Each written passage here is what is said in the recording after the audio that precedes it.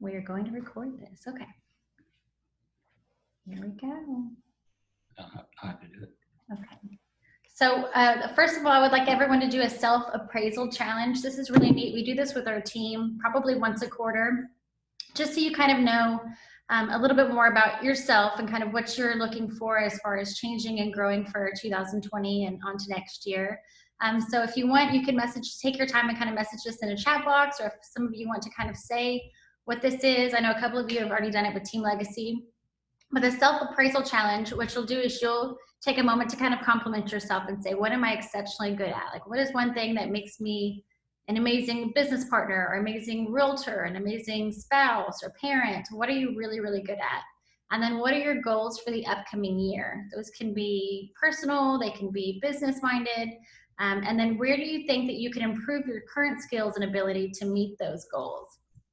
Again, you could do this class kind of as a personal growth moment, or for business, or for both, ideally. Does anyone want to take a stab at this? What was it? Miss Elva. Yeah, you need to meet that. What am I exceptionally good at? What are your goals for the upcoming year? Where do you think you can improve your skills or abilities to meet those goals? I'm exceptionally good at being bad at golf. So I think the only way to fix that is to play more golf. Is that a good one? If that's one of your goals. That is a goal. Elva put responsible, responsive, follow through, make sure everyone is happy and self-aware. I love that. Right.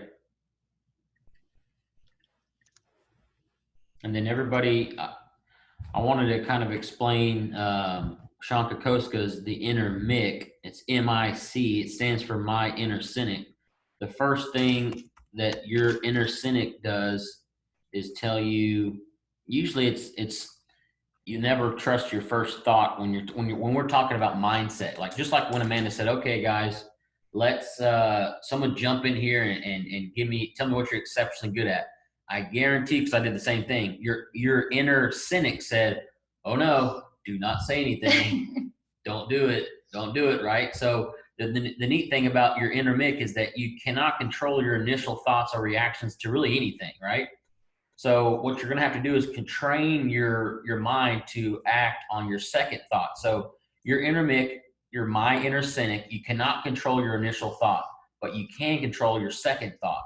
So you have to train your mind to think positive without really any fear, anything like that. So I really like that he said that, but your inner MIC, and that goes really with everything. Just like when you get called out in a group, the first thing you want to do is like, okay, don't do it. But there's so many good things you can do just to, start training your mind not to react initially on your first thoughts.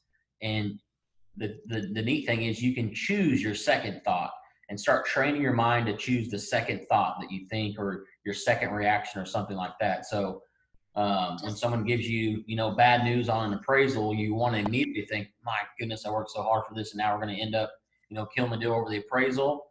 No, don't think like that. Okay, what can we do to get past this appraisal? What are some options? Let me reach out to listing agents, et cetera. So training your mind to react and only, move forward on your second thought is it's hard to do, but it's something we should focus on. I think we're always in business saying, and especially when we're talking about, switching to an amazing company or doing a team or working with a new client, I think we're always saying, it's uncomfortable to grow. You have to get uncomfortable to have that mindset to grow. And so I had that same thing in school, I think, every single year. Like, please don't call on me. Please don't ask me anything. I aim to challenge myself to make optimum use of my capabilities and skills in marketing and customer service. My goal is to set at least one appointment per week to reach my goal of at least one sale every single month. I love that. And it's so organized. Like, this is what I need and this is how I'm going to get there. That's awesome. Thank you for sharing. So we'll go over mindset just a little bit, and then we'll go over kind of your why and then your goals, which is really, you'll come away with like a homework program kind of something that you'll do at home, and it's really helped me kind of grow mentally. So there's 5 ways that we can develop our entrepreneurial mindset.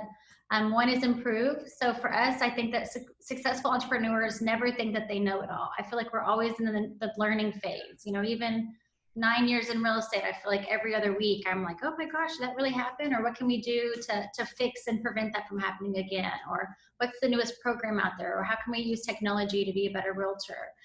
So I feel like we always need to be in that learning mindset. Sadly, a lot of business people have a lot of ego, and when you have ego, you feel like you know it all, and then you aren't learning anymore. So number one is we're always looking to improve ourselves and our skills and our mindset. Number two is to accept. Successful entrepreneurs choose carefully their emotional battles and avoid stressing about things they cannot change. And so I love this saying, if it doesn't matter in the next 5 years, don't spend more than 5 minutes worrying about it. Because if it's not like a huge life-changing thing, you need to know that you only have so much emotional energy that you can, invest every single day. And so entrepreneurs are really careful and strategic about their emotional battles and what they're going to stress about and what they're going to be business minded about, what they're going to leverage off. So kind of keep that in mind whenever you do have appraisal issues, or a deal that might not work out, or a client that's kind of being difficult. Stay in the present moment. I think that this is huge. I worry about this sometimes. I'm like, okay, well, this happened yesterday and I have this thing to do tomorrow and I have a showing on Saturday. And so really try to stay focused on what you need to do now. If you do time blocking, that is really helpful. Jeff said, Nick, my inner cynic, you cannot control your initial reaction. I love just that. put notes on there. Value your network. I think that's huge. A lot of people forget that you're supposed to ask for help. I think that as independent contractors, we think, okay, we have to go at it all by ourselves and we're kind of alone in this. It's just me and my broker, or me and the cloud office. But value your network. We have so many amazing people in our RevShare group and that we get to work with every single day. And while we get to see them often, a lot of times, you guys aren't getting to connect with them or reaching out. And thank you. So please value your network. I think that we're all good at something different. You gotta meet this person. Commercial, luxury, parenting, fill in the blank. And so we all bring a different value. So kind of connect with everyone and then celebrate the success of others. I think that this is huge. It's really fun to know that things are possible. Even if you're having a bad day, but someone else has a closing or has a success story, just taking a time to go, oh my gosh, great job. This is amazing. I'm so happy for you. That will go such a long way with them. I don't know how to keep that from such a long way with them, but it's also really, it just strengthens your relationship with that person and also reminds you that real estate still is an amazing thing. So you don't have to be tech savvy to be good at anything. There you go. Okay, so 5 ways to well-being. This is just kind of one of those things that you hear all the time, but you don't actually do. It's just take some time for some me time. And that could be, 5 minutes a day. Or for me, I like to wake up just an extra 20 minutes earlier than my kids will wake up to have a personal development time where you spend time reading a book or meditating or planning out your day, anything that's just kind of a positive mindset before you have all of those distractions. I think that having a balanced work day and sticking to it is easier said than done, but I know a lot of us have worked on our calendars of, okay, this is what we're doing in the morning, and this is what we're doing in the afternoon, and here are my appointments, and trying to really stick to it. But my secret that I have of even when things are stressful and we're super busy is schedule in one thing per day that you really look forward to. And it could be something so small, like, okay, coffee time with my husband is so like, we just love coffee time. Or, okay, when we finish, we get to go to the park, or we get to go do this, or go to the movies with my kids. And so schedule something to look forward to, but really take the time. I mean, you are running your business. Take the time to invest into yourself.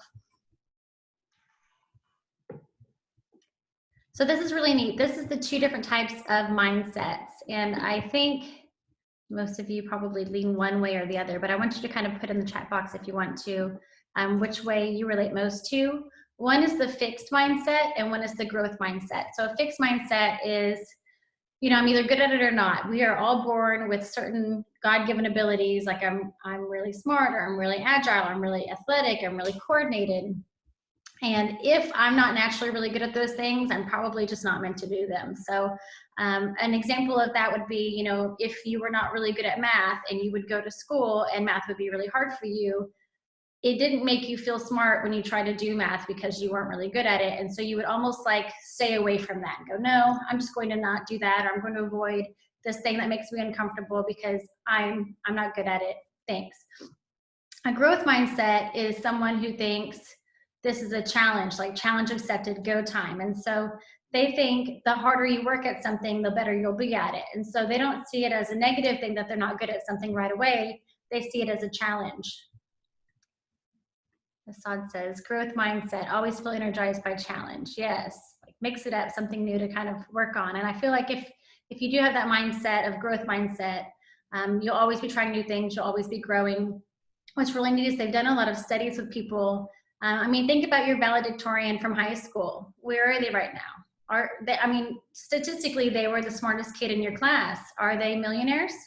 Most of them are not. It's not the people who were the smartest at the time. It was the people who were the most ambitious and put in the most amount of time and energy and work into something. So that effort really determines their abilities rather than just their potential that they had. It's not all predetermined. Can you go to the next slide? Sure. Which is kind of hard. You know, you always want to do the things that you're really good at, but sometimes, again, getting uncomfortable to grow will really go a long way. This is one of my favorite slides. So I've had a few friends that have experienced some awesome success in the last couple of years. And when we went to a class last year and Gene Frederick was teaching it, and he said, you know, I don't know when it became bad to be successful. And I was like, well, that's kind of a strange thing to say. But a lot of times people think, I don't see myself as being a millionaire. I don't see myself as running this huge company or being really influential, and I just, that's just not me kind of thing. And a lot of people have a negative like attachment towards having a lot of money or being really successful. And I think growing up without having that, you kind of look up to these people who are really successful and you just assume, well, they had to step on 12 people to get here, or you have to fail for me to be successful. And that's really not the case, especially with our company. I feel like the more you win, the more we win. It's a win-win, and it's synergistic rather than competitive. And so really take a moment to kind of be selfish, not just for you, but for your family, and say, what's in it for me? Like, why am I doing this? Is there a way that I can kind of overcome those financial inhibitions and get rich and have that mindset of, why not me? Like, all these other people are getting really rich and doing really amazing things and selling all these houses and building these amazing businesses. I'm doing just as much as they are. Why not me? Instead of why can't I and why him? So yeah, just kind of have that mindset of the more money that you have, the more you can give to others, the more systems you can have, and then of course you can leverage it. So it can either be a positive thing or a negative energy in your life, and you get to learn to control it. But definitely like be specific about your financial goals. I like number 7 a lot. Create specific financial goals to help you increase your chance of monetary success. So the more times you try, the more likely you are to get it. Right. So any thoughts so far on any of this stuff? I know Assad has some great thoughts. He's getting interactive here. But yeah, being like you said, growth mindset. What I think when I hear growth mindset, I think of a quote. I think it was Joel Osteen, but he said that don't go through it. You have to grow through it. So if you can type that in the chat box, if you go through something, you can come out a winner or maybe a loser, but if you grow through it, what's going to happen is every single time you come out of something, you're going to be winning, right? Let's say you went through something and you lost, and instead of having the mindset of, well, I went through that, so whatever. Instead of having that mindset, have the mindset of I grew through that. So next time I won't do that. Next time I'll win. So Joel said that if you don't grow through it, just grow through it. So again, going through something and growing through something is two different things. Going through something you can win and lose, while as growing through something you win every single time. I love that. John King actually had a mastermind last month for our experts in luxury, and he said, you have 2 options during this pandemic. You can survive or you can thrive, and the choice is absolutely up to you. I really like that. Well, that's what Sean Kokoska, he said, growth, what do you say? Growth is inevitable, right? No, I'm sorry. Change is inevitable. Like, change is going to happen, but growth is very optional. So if something is going to change, that's just going to happen. But whether you grow through it or not, that is completely, completely up to you. So Change is inevitable and growth is very optional. I love that. So be ambitious and set your goals. Think of goals that are really, really, really big and then make them even bigger. And if they're not so big that they make you uncomfortable, they're not big enough. And I know like Jeff really pushes me on thinking really big because I get really comfy. I'm like, oh, this is good. I hit my goal. That's fine. But it's always, well, what's next? And it's not like you're never happy. It's what else can I do? Can I build upon that? And so, everyone wants to be really good at what they do, but what does being good mean to you? Like, what does that mean? Like, you're the best person in your workplace. You're really bringing value to your community. There's so many things that success means, which I really love. We learned really early on that success is different for everyone. So if you guys want, I might call on someone just for fun. Oh, more people are joining. Like Elva, I know you've been texting in here. What's your definition of success? Yeah, I'll tell you, I think her mic is broken, but I'll tell you Sean Kokoska's definition of success. And he says it's, people get it so, not wrong, because everybody has their own definition of success, right? But he says people think about it too much. Success is simply getting what you want. Once you have set goals and ridiculous goals and nobody thinks you're going to do it and blah, blah, blah, and you start getting those results and start getting those goals, you can consider yourself very successful. So again, what Sean Kokoska's definition of success, if you want to put it in the chat box, is his definition of success is getting what you want. Simple, getting what you want. What is that? Getting what you want.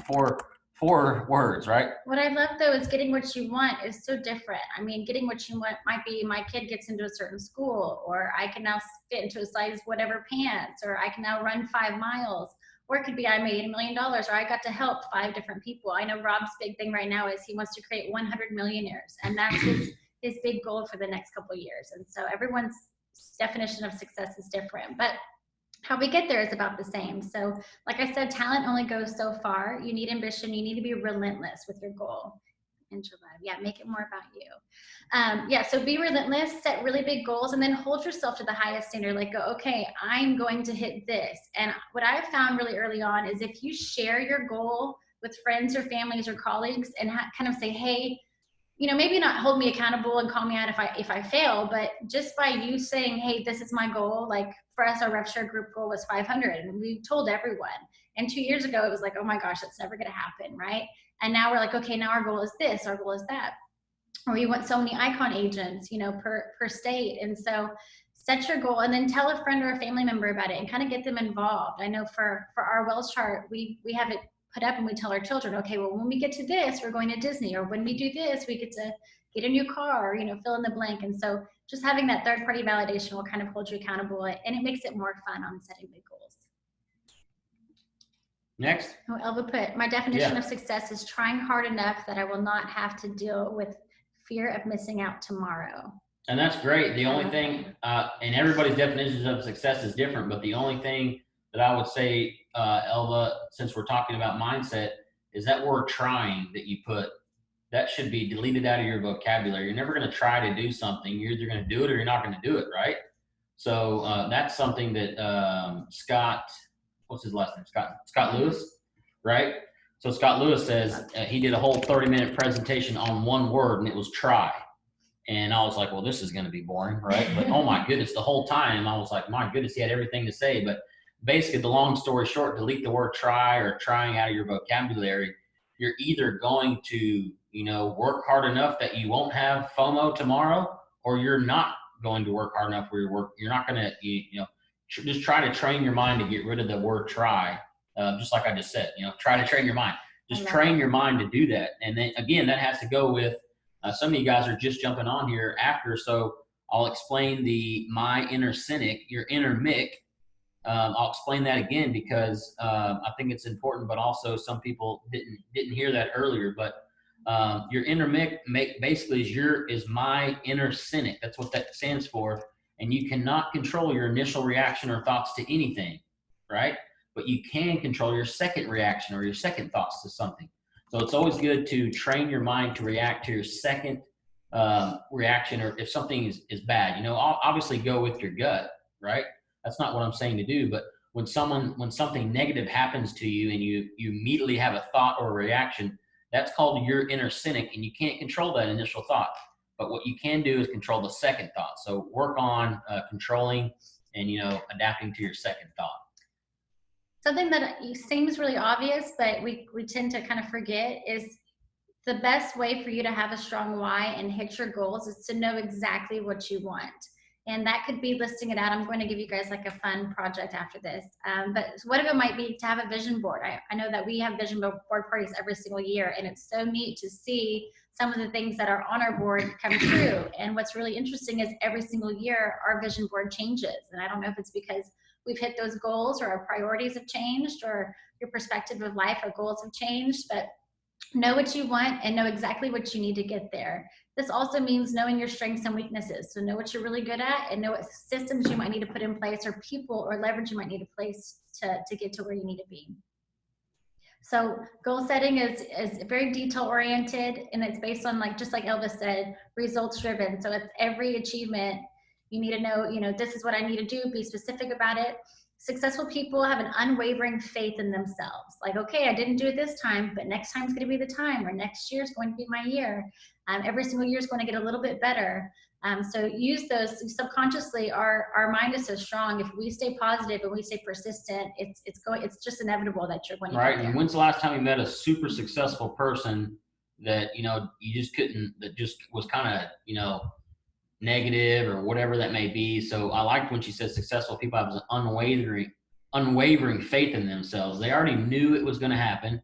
They already know it's going to happen. They've been telling themselves it's going to happen every day. So they're really not surprised at all by their success. So once they become successful, they know really, they've already been living like that. So it's not real hard to deal with once you find success. So that was neat. Yes, knowing your own strengths and weaknesses increases your chance of being a professional success. And like he said, positive emotions are key to a successful life and need to be strengthened. And sometimes that means that's environmental based, like make sure you're surrounded by positive people, or you have that 20 minutes of personal development time, or you are able to engage other people around you and say, hey, these are my goals. I can't wait to get that yacht and invite you over so we can have a pool party or whatever that might be. Just engage people and stay positive. Right. I love vision boards. Yeah, if you don't have a vision board, maybe have a vision board party or a wealth chart party. If you want to make agent attraction a part of your business and you want to create your wealth chart, you just can't find the motivation to do it. Just get like 6-7 people together that they all want, have the same thoughts as you. I want to create a wealth chart and do it, but I just haven't done it yet. Just do a party, have some, wine, beer, water, whatever you want to drink, and then just get after it, make your wealth charts. I know Hui has one, and Hui is one of the most visual people, in here. Look at that. He has his wealth chart in front of him every day. So, and here's the neat thing. Hui is one of the most successful agents in our group. And you think that's by chance? You think it's by just, good for you, good. That's kind of lucky. People say that, but it's funny. The harder you work, the luckier you get, right? And Hui is definitely an example of that. So, Jeff would always get so mad because they would say, oh, you're so lucky. Oh, you did this. You're always like the luckiest person I met. And I love, he says, luck is when opportunity meets what? No, it's when preparation meets opportunity. So when people say, oh, Jeff, you're lucky, or this is, or, good for you. You got an EXP, 4 years ago, you're lucky, blah, blah, blah. I always tell them luck is really when, your preparation meets the opportunity. So what I'm prepared for is success, and I told myself I'm going to be successful. So when that happens, there's not 1 ounce of luck involved with it, right? Everybody would need some luck, but that's how I truly think. I've always told myself I'm going to be successful. Always figured I was going to be successful. Always dreamt about it. Always pictured it. And then, and now here we are. We're changing the lives of other people. We're changing the lives and the futures of our kids, and we're just having fun doing it. So, be relentless. Yeah. Love it. So how do you guys set a goal? So this is really neat. Don't just go like, oh, I want to make $1 million, or I want to sell 50 houses, or I want to, help five new agents. You need to make a very specific goal. A vague goal will not result in real progress. It needs to be measurable. You need to know if you're on track. Every quarter we check our goals. Every January we go, okay, these are our goals for the year. And then every quarter we see if we're on track. Make them time sensitive. So go, okay, by the end of this year, by the end of the next 5 years, whatever your thing may be. It needs to be measurable and time sensitive, and then make those really meaningful and buildable. So let's say you hit your goals. Okay, well, what's next? What's almost like step 1, step 2, step 3? So if you did get to 100 people, how do you get to 200? Or if you got to 10 listings, how do you get to 20 listings? Well, the example is, and leave it there for a second, because a vague goal, like one of my most, my most responses when I say, okay, you're going into real estate, what do you want to be in the next, couple of years? And I don't like this response, but I hear it all day. I want to make 6 figures in real estate. I want to make $100,000. That's my goal. And I go, that's not really a goal. I mean, how are you getting there? How can you measure that? So instead of doing that, how about you say, okay, I want to sell, you start looking into it. My average price point is 250. I need to do this. I need to sell this many $250,000 houses. Really break it down and make that goal measurable, if you will, because that's how you track your results. Let's say it's not measurable and you're 6 months through the year and you're only at, 35K that you've made this year. How are you going to go back and track what you've been doing to change it if it's not measurable? So make sure it's measurable. So instead of saying I want to make 100,000 this year, say I need to sell this many houses because this is my average price point, or this is my target price point, et cetera, et cetera. So I have to sell 25 homes. Out of those 25 homes, 10 definitely need to come from my sphere of influence. Another 5 definitely need to come from referrals. So I'm 10 away. How can I get those other 10? Okay, I think I need to generate some leads. Okay, I've got 5. Like, you need to break it down and knock that stuff out and measure it. I think the most successful people, with or without leverage, have systems in place. And so even with business and production and goals, we need to have a system. So for every goal that you set, there needs to be a game plan of how you're going to get there. Okay. I'm going through this pretty quickly. That's good. So this is one that I really love. This is, how to find your why and think uncomfortably big. And I think before you can set your why and your really big goals, you need to kind of know what's important to you. So write down, and this could be something you do personally, or you share it with the group. Write down 5 things that you're grateful for, that you already have, that you've already done, you've already accomplished, you already have in your life. Angela I just had my kids do this grateful list last night. Oh, Isn't that wonderful. awesome? Yes, it totally works as far as mindset goes, because I feel like, we're always trying to grow and we're saying, okay, I want this, I want this, I want this. But you also have to take a minute and go, I'm so thankful and so lucky that I already have this. And it builds a foundation for which you can grow upon. How cool. So write 5 things you're thankful for. Amanda, what's one of those things that you're grateful for? My little monsters, my kids, right? And that's an instant motivator, right? Like a why. Like I have to get out of bed every day, whether I want to or not, because you need our big mantra for this year is generational wealth. And so they're really motivating to go, okay, how can I create generational wealth? It's not just about me, but of all of our. And I like that Angela said, I just had my kids do this because, let's say you want to get fit. You're going to have a personal fitness goal, right? Let's say you want to do really good, you want to do really good in business. You're going to have a business goal. But let's say you have 3 kids at home. You have to have a family goal as well. You have to set those kids up for success. You have to train their mindset. You need to do the same thing you're doing with them. I think it's Tony Geary. What's his book about the kids? Strategic Parenting. Strategic Parenting by Tony Geary. That should be a good book. I think I have a virtual copy of that if you want it. Not a virtual copy, but it's like a big PDF. It's a big PDF, and you can read it. What it is it basically saying if you're planning your life and you're planning your workout goals and you're planning your success goals and you're doing all this stuff, are you actually planning to raise successful kids? And it's pretty neat. It changed my mindset on the kids. For me as a dad, I just want to make them laugh and happy and buy them everything they want and blah, blah, blah. But how are we training their mindset to become successful?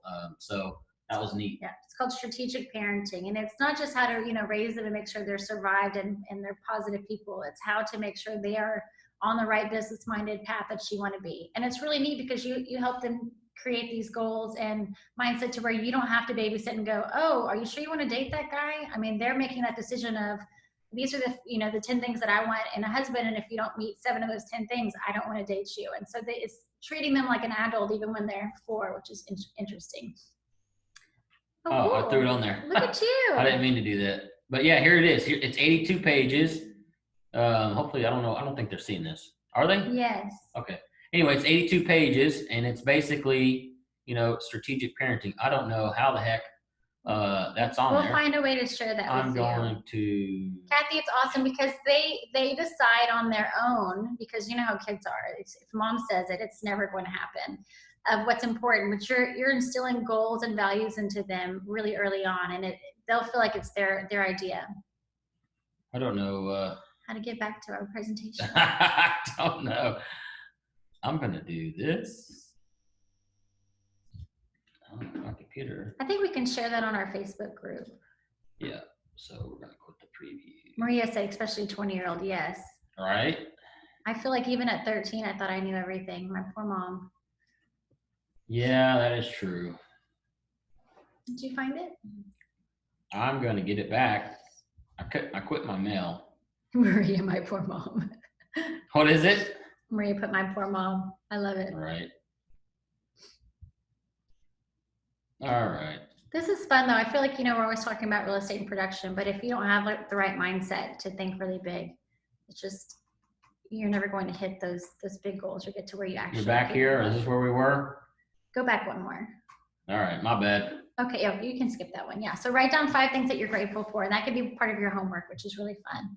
This is our actual homework, and this sounds really simple, and you're gonna be like, really? I went to this class to get this? But it will be life-changing for your mindset. So like he said, we hired Sean Kokoska, and he was like, first thing we need to do is work on your mindset and have a really big why. And we're like, oh, we already know why we want to work. We listed like 3 things. And he said, no, you need to write down 100 things that you want. And that could be a Google spreadsheet, that can be a PDF, it can be handwritten, something that you can go back and check on. And what's really fun is, every quarter or every 6 months, we're going back and we're going, oh my gosh, we did this, or we did this, or I forgot about that. That's also important to me. And so they can fall under these 3 categories. And so, you can have 33 almost of each one, or you might have 10 of one and 40 of another. But the 3 subjects are material possessions. So stuff you want to buy, right? I want a house. I want a new car. I want, fill in the blank.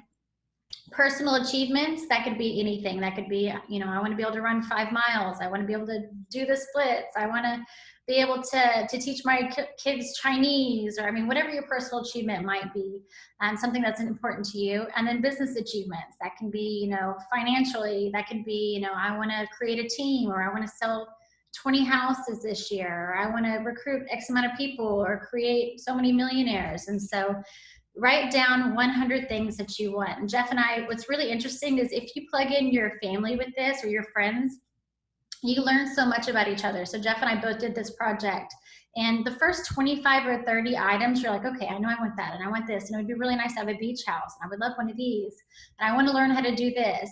But after you got to 25 or 30, you really had to stretch and think big and get uncomfortable and come up with the other 70. Like 100 was really hard to come up with. But what was really neat is after we were finished, we swapped papers, and I could see things that were really important to him that I didn't even think about, that I didn't even know were really important to him, that was on his new things I want, why I'm working, why I'm growing, why I'm doing these uncomfortable things to grow. And so write those 100 things down under those 3 different categories, and you can share them, you can not share them, you can keep them to yourselves, or I would recommend sharing it with either a family member or a friend or a colleague or someone like that. And then challenging them to do the same, because there might be something on your list that you can help them do, and vice versa.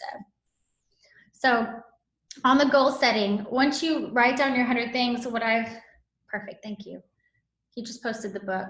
Once you write down your 100 things, which is overwhelming, it'll probably take you 2 or 3 days, but it'll really start to make you think and have some, me time, is put a little date by each of them. Okay, this I can do in the next 6 months.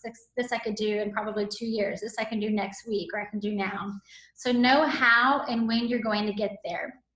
For an example, let's say we're doing this for production. I love this goal setting template over here to the right. What you'll do is you'll say, this is my objective.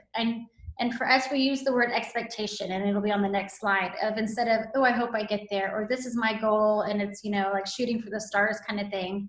No, say, this is my expectation. I'm going to make $150,000 this year in real estate. And then you're going to do the 3 goals of how you're going to get there, and then 5 strategic ways of how you're going to reach each goal. And so it might be, I want to do 20 deals this year. Or where are they coming from? When are you going to have it? every quarter, where do you need to be able to hit those goals? Next slide. That's good. So here's one that we did with a friend, and Jeff calls these buckets, which I think is so cute. And so what you'll do is you'll say, here's my expectation. And then you'll kind of build it out. So let's say your expectation is to sell 50 houses this year, right?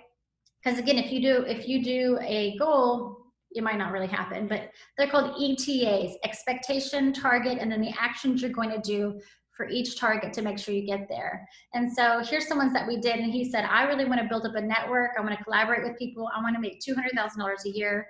I want to learn commercial real estate, and I want to do like a real estate investment firm where I really want to do a lot of real estate investments. And so we kind of built out his ETA, his expectations, targets, and then actions to get to each target.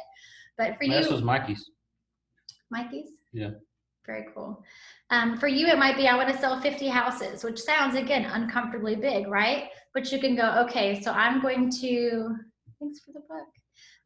You can say, okay, of those 50, I'm going to have 20 listings and 30 buyers. So you'll go, okay, target one, how am I going to get my 30 buyers? So I'm going to do open houses. I'm going to need to do one a month. I'm going to have to follow up with them. I'm going to have to add them to my CRM.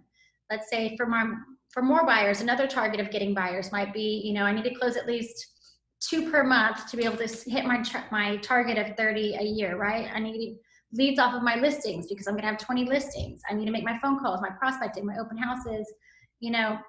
Same thing with listings. If you know that you need 20 listings, you probably need to go on 2 or 3 listing appointments per month. And so, just like I think Assad said, per week. It's like he was saying, I need 4 appointments to have that one listing. So know your numbers. It could be I need 8 appointments, to get one. Or ideally, if you're doing our script practice, you should be at like 80% or so if you can maximize the value you're giving to the seller during your listing appointments. But then you'll know, okay, for every listing, I'm going to average 2.8 buyer leads. And both of those, I probably will get 2 of them. And so really like lay out your ETA of exactly what you want, whether that's, working with investors, if that's getting buyers, sellers, if that's, agent attraction. I mean, you could even do it like, let's say I want to run 5 miles or buy something crazy. Do an ETA and really build it out. And fill up your buckets of how you're going to get there. Yep. I think this is our last one. Just the last slide, and then you guys get the idea. So know your goals and know them. So like this I really like because it'll say, here's my goal. And then it'll say, how does this goal compare to last year's? And so if it's a production related one, you can compare and go, okay, well, last year my goal was 20. This year my goal is 25 or 35. And then it's really interesting to know, like I said, every year, what you're capable of changes, your network changes, your mindset changes, and then maybe your priorities change. Like for us during this pandemic, I feel like what was important 6 months ago is different than what's important now. And so that might be another reason why your goal is different from last year to this year. But again, know why the difference and then what you're going to do to actually achieve this. And that is it. I think that's it. That is it. That's the end of the slide. But I have a few more things here. This is all from Sean Kokoska, by the way. I don't have any original thoughts. But he said in order to, start on your self-discipline, you have to, master your mindset. So he said that, self-discipline begins with the mastery of your thoughts. And if you can't control what you think, it will be virtually impossible to control what you do. So, and I'll say that again, self-discipline begins with the mastery of your thoughts. If you can't control what you think, it will be virtually impossible to control what you do. So filling your, Brent Gove said, the well you think from is the well you drink from. If you fill it with positivity, that can only result in one outcome, and everything being in your life is positive. So obviously this is about mindset, and it seems cliche and everybody says they should think positive, but this stuff is serious. If you actually train your brain and train your thoughts to think positively, you wake up and you start having a bad day, the easiest fix to fix that day is just to start counting your blessings and think of a few positive things, and then, kind of regroup. You don't really need a new day. You just need a new thought, or you need a new mindset, if that makes sense. So There's been so many studies on how your brain works and how naturally, if you create a habit, it's so much easier for your subconscious to go back on those habits. It requires a lot less energy than for them to start doing new things. And so if you just make a habit of really being positive, my grandmother actually owned a restaurant, and she had a little printout, and it said, watch your thoughts, they become your words. Watch your words, they become your actions. Watch your actions, they become your habits. Watch your habits, they become your character. And watch your character, it becomes your destiny. And I think that's so true. It's such a slippery slope of the way you think could be the future that you have. Does anybody do daily affirmations? Maybe we or Sprung do daily affirmations. Jeanette says she does. Right, so Sprung does it as well. He does daily affirmations. What are some of your daily affirmations, Sprung? To do the downward successful. The downward dog, is that one of yours? No, I do about 30 of those a day. But Sprung, if you don't know, Sprung is a yoga master. He can also